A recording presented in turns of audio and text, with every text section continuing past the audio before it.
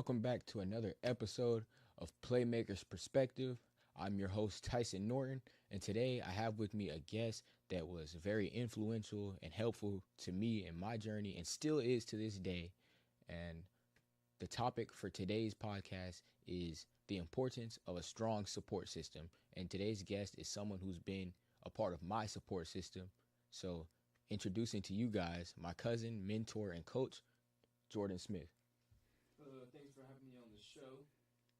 For those who don't know who I am, I grew up around this area playing football. Went to Springstead High School, played for Springstead High School, and then actually ended up going back and coaching for Springstead High School even after I graduated. Just a little bit about my story. I've been playing football at a very young age. I started as a small kid, like most of the guys who start. Played all the way up through to high school, senior year. But about my sophomore year, that's when I decided that I think that I wanted my role to be coaching. I wanted to help others get to the next level. A little bit more about my story. Like many others do, I battled a little bit of injury throughout my career. My 8th grade year, I broke my ankle about halfway through the season. And then the first play of the very first game, my sophomore year, I tore my ACL and meniscus, and that was another season-ending injury. But after that, I came back strong. I don't think I chose this. I don't think I chose coaching because of my injuries. I came back, had a really strong junior and senior year. But just being a leader on the team and seeing how I helped elevate the team, that really inspired me. I was like, well, dang, I can really do this as a career, help others reach the next level. And before I get into the topic we have for today, how did you handle that mentally? How did you handle those injuries and things like that were just coming at you? How did you deal with those? It was tough. 8th grade, that injury, it was pretty tough when it happened. It was halfway through like a 7-game season, so it wasn't really the same. My sophomore year when I tore my ACL, that one was a lot more rough for me. Just real honest conversation. There were probably a couple nights where like I cried and was like, why me? Why me? The season just started, because football meant so much to me that I shed tears at the fact that I wasn't able to continue to play the game and do the thing that I love to do. It was definitely tough, but my mindset, I was excited.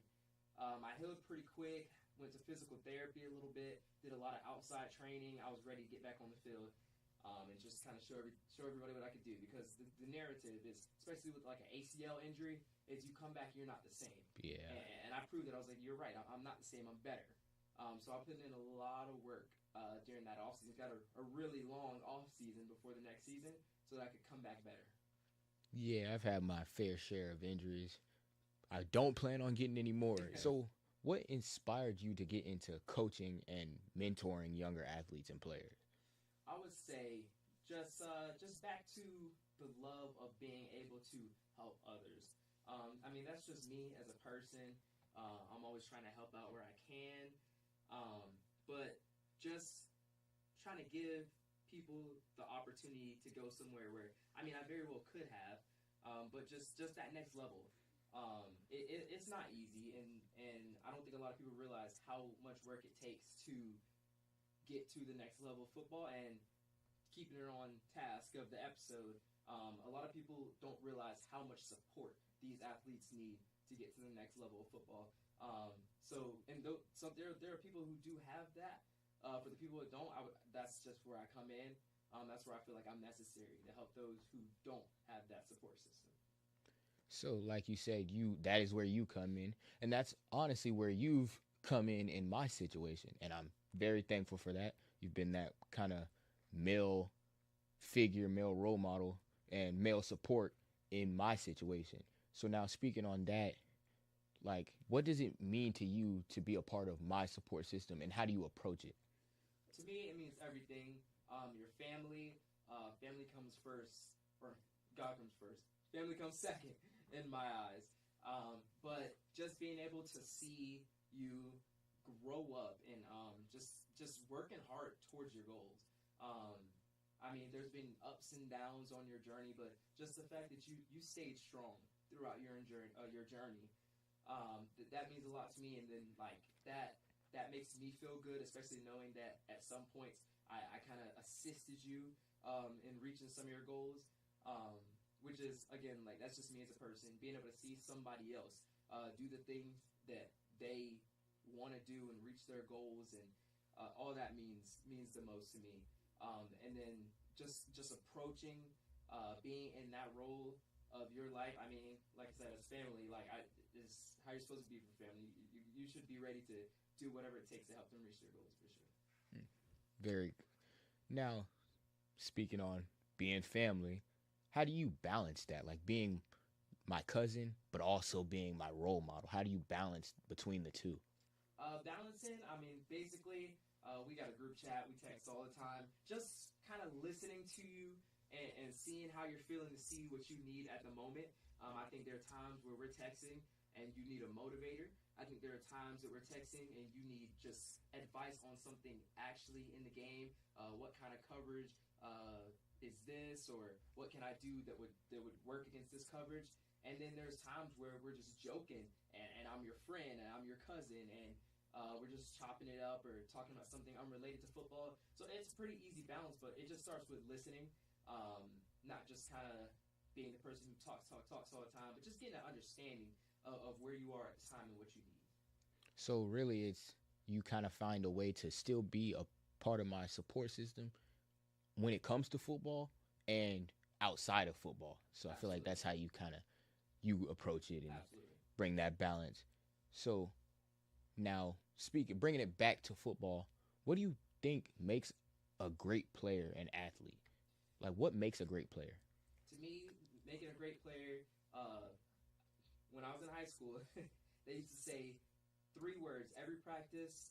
You keep these three words, and you're pretty much doing the right thing. And those three words were focus, effort, and attitude.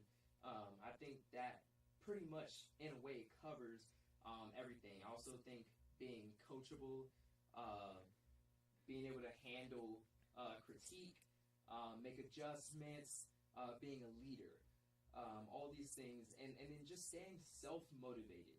There are so many athletes out there that are just at the brink of reaching the level that they need to reach, to play at this next level, but they don't have that confidence, or they're not self motivated. They didn't get that extra little push from themselves, because I mean, you can't just always depend on other people to push you. You know what I mean? When you want something, you got to go get it. If you want something, you can't make other people, get you to go get it. So, I mean, when you tie all those things in there, along with, like I said, the focus, effort, and attitude, I think that makes a really good athlete. Now, given that we are family, so you would know from a firsthand experience. So I want to ask, what do you believe the role of a community and a family? How do you think that affects the development of a player? How important is that to the Oh yeah, development? yeah, yeah. So it's super important. I think it either makes or breaks the athlete in some ways. Also, depending on the strength.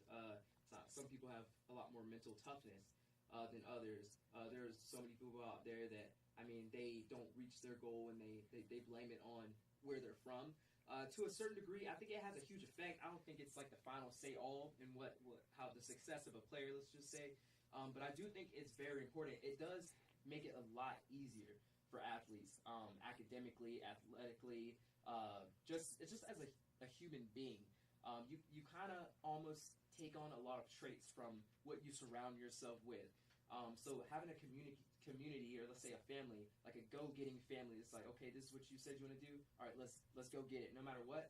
Having something like a support system like that in your life for sure is a really really big impact, I would say. Um, but yeah, that's yeah. Yeah, I believe that's something that I have. That's a family and community behind me that I believe I have. So I really have no excuse when it comes to that. I have everything behind me that it takes to get to that next level. Now, another question I have is where how have you can you give me an example of how you've seen me improve or grow as an athlete since the time we spent together? I would say obviously I've seen you physically grow, especially when you were able to get that professional quarterback training that you needed. there was a huge, really quick developmental growth, and not even just physically. You were able to now read the field super well. You were able to, your decision making became really good. Um, that's for the developments on the football side, and then just mentally, I've seen you've been through a couple of broken bones for sure that I know of, and just I've seen you bounce back super quick, and honestly, every time you've come back better. So that's something I've definitely picked up on as in growth. I think mentally you've grown a lot. You've become a very mature athlete, I would say. Your communication, just a well-rounded. You've all around become a lot of growth, I would say. Just speaking athletic wise and maturity wise, for sure. Yeah, it's definitely it's hard. Injuries, it's a part of the game. It happens, it happens to the best of us.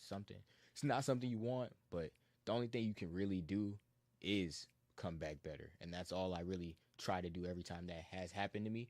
So my goal was to just come back better. But now that we've talked about my support, I want to ask you, is there someone or a group of people that have been that support system for you that's made the difference for you? And if so, who is that and how did they do so?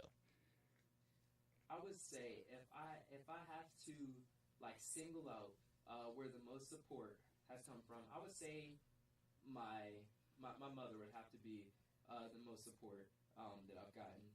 Um, she pretty much she had things always that she wanted me to do, and there were times where I listened, and there were times where I did things that I wanted to do. But pretty much no matter what, she kind of stood by me, whether it was something she wanted for me or not. She was like, "Well, this is what you want, so I mean, it's your life, and I'm going to support you any way that I can in the decisions that you make, essentially." Mm. And yeah, I know your mom. I know how it is.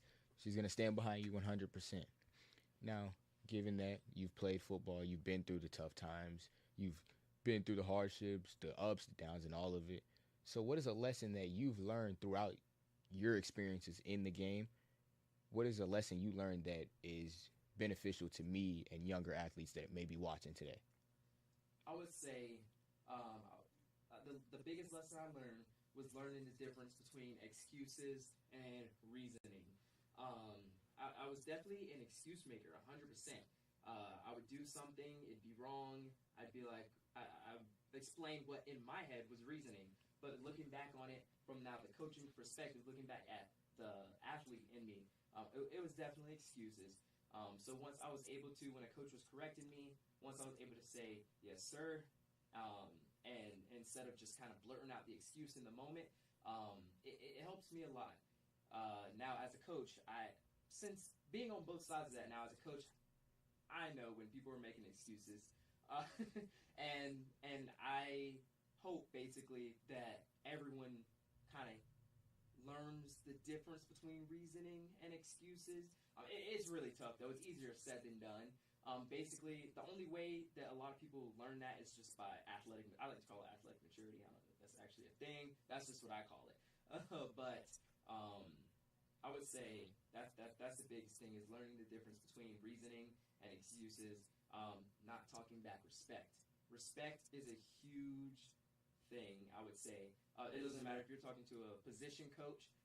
In your head, the position coach is at the same level as the head coach. That's how it should be. All coaches they should receive the same amount of respect, and not even just coaches, just people in general. Anyone who has authority, even people who don't have authority. Yeah. Respect is something that's just for everybody.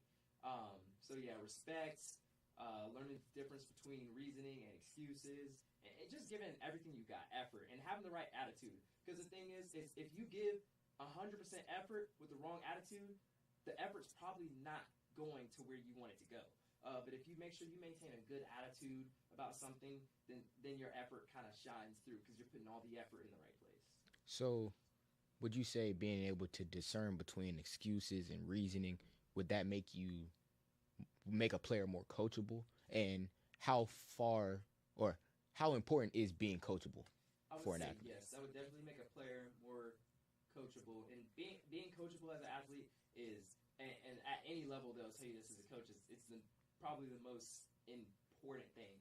Being coachable includes your communication.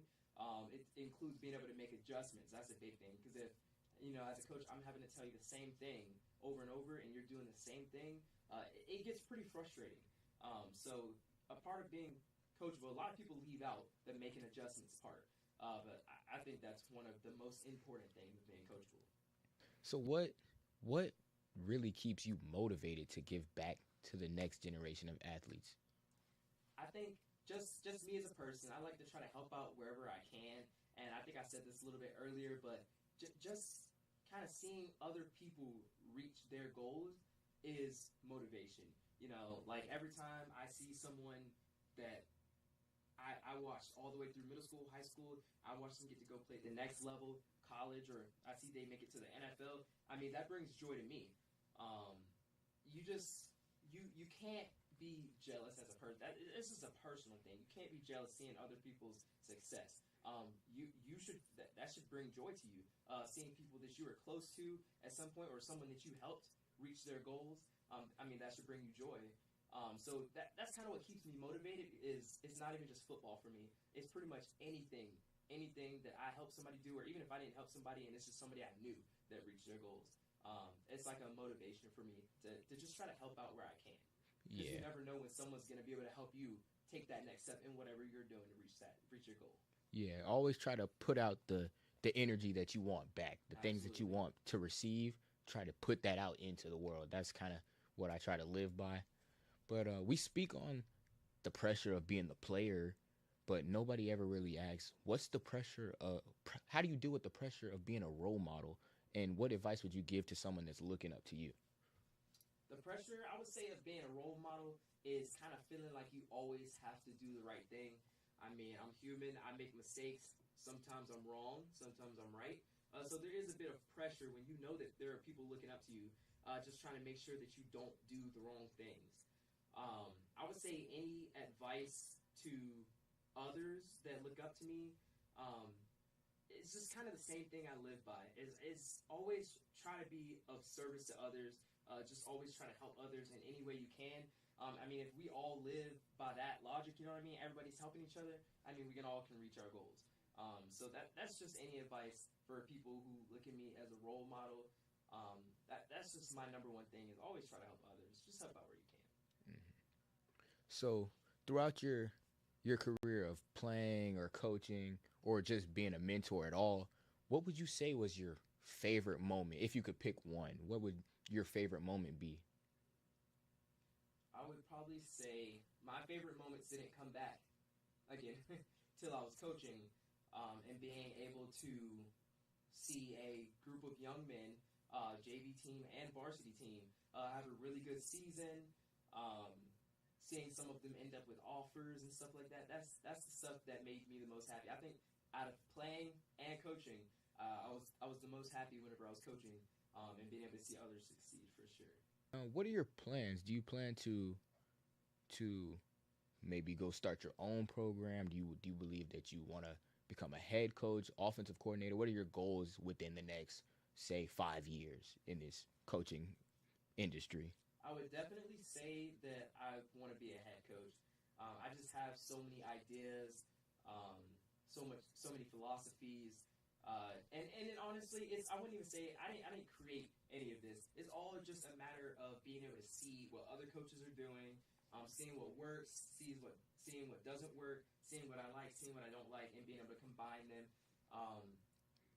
I always joke around with my fiancé and say that the people are not gonna like me at first whenever I become a coach.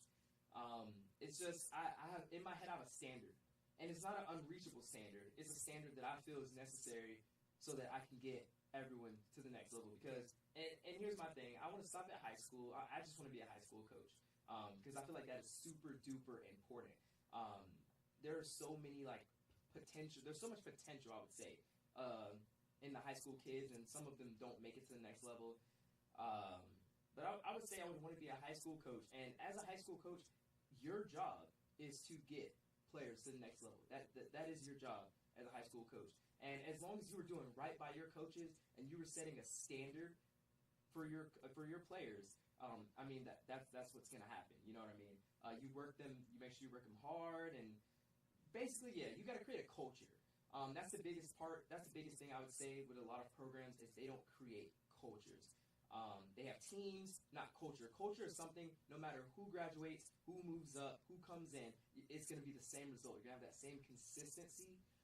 So that's definitely my goal. Is I want to create a culture at a school. Yeah, I believe that the middle school through high school years of a kid's life is kind of the most like developmental stage of their life. Absolutely. So like the things that you instill in them at that stage is what they'll live by. So I believe that that's an important stage. And you mentioned the your fiance, and I don't know if you said this earlier, but you guys are getting married next year. So congratulations on that. Thank you.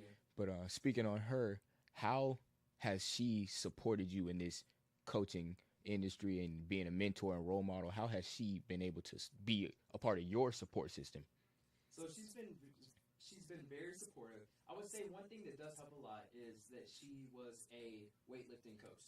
So she knows exactly what it's like to have a lot of your time dedicated outside of your regular day job to a certain sport.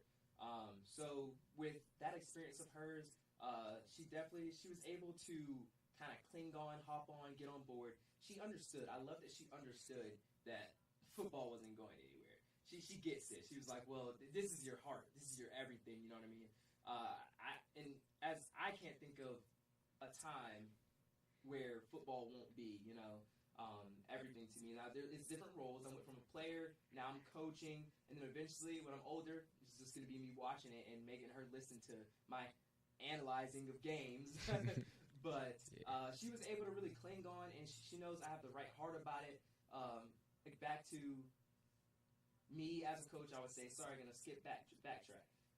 Another thing with me coaching is another big thing that I want to accomplish is not just creating good football players, but good men, well-rounded volunteers, just good guys.